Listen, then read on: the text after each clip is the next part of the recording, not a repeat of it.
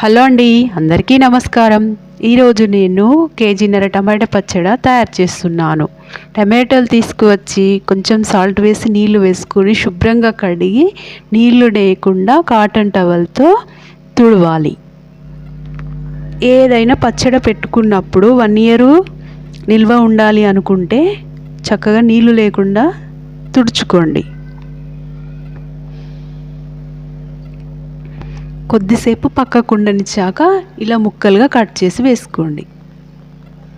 మనం వరుగుల పచ్చడి పెట్టుకోవాలనుకుంటే చక్కగా సన్నగా కట్ చేసి ఒక కాటన్ క్లాత్లో ఎండలో ఎండబెట్టుకోవాలి. ఒక వారం రోజులు అలా గలగల అనేంత వరకు ఎండబెట్టుకోవాలి.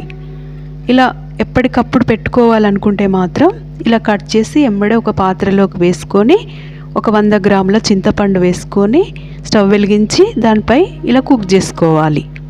ఇలా మెత్తగా కుక్ అవ్వాలి. కొంచెం నీళ్ళు లేకుండా దగ్గరికి ఉడికించుకోండి. అలా దాని రసం వస్తుంది కదా, రసం లేకుండా చేసుకుంటే చాలా రోజులు నిల్వ ఉంటుంది.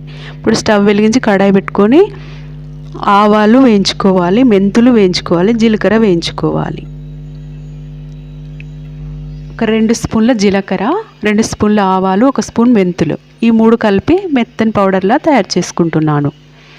ఇది ఒక 4 వెల్లిగడ్డలు, వాటిని రెబ్బల్లాగా తీసి వాటి పైన స్కిన్ తీసివేసి మెత్తని పేస్ట్ తయారు చేసుకోవాలి.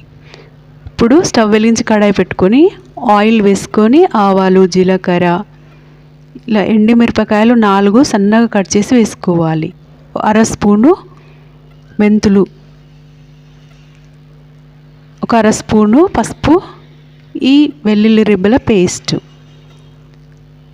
లో ఫ్లేమ్లో పెట్టుకోండి, హై ఫ్లేమ్లో పెట్టకండి, మాడిపోతాయి. అవి మొత్తం అన్నీ కొంచెం వేగాక దింపి ఇప్పుడు తయారు చేసిన పౌడరు, ఒక 4 స్పూన్ల కారం, ఒక 3 స్పూన్ల ఉప్పు అన్నీ కలిపి ఆ టమాటో పేస్ట్ అందులో వేసుకోవాలి. ఉప్పు మనం తర్వాత కూడా మళ్ళీ కలుపుకోవచ్చు. ఫస్టే వేసుకొని ఉప్పీసంలాగా తయారు చేసుకోకుండా చక్కగా ఫస్ట్ కొంచెం వేసుకోండి, తర్వాత అవసరాన్ని బట్టి మళ్ళీ వేసుకోండి. ఈ టమాటో పేస్ట్ వేసుకున్నాను. కరివేపాకు అవసరం అనుకుంటే కరివేపాకు కూడా చక్కగా సన్నగా కట్ చేసి వేసుకోండి.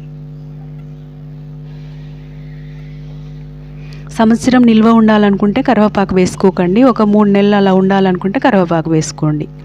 ఫ్రిడ్జ్లో పెడితే మాత్రం 1 ఇయర్ గ్యారంటీగా ఉంటుందండి. బయట పెడితే తక్కువ రోజులు ఉంటుంది కరివేపాకుతో. చూడండి ఎంత బాగా చేశానో. ఇలా చేసుకోండి, ఎంతో టేస్టీగా ఉందండి. హెల్దీకరమైన రెసిపీ అని చెప్పొచ్చు అండి. టమాటాలు ఉంటాయి కాబట్టి పుల్ల పుల్లగా, కారం కారంగా ఎంతో టేస్టీగా ఉందండి. ఇలా నేను ఈరోజు వేడి వేడి అన్నంలో వేసుకొని తిన్నాను. చాలా బాగుంది.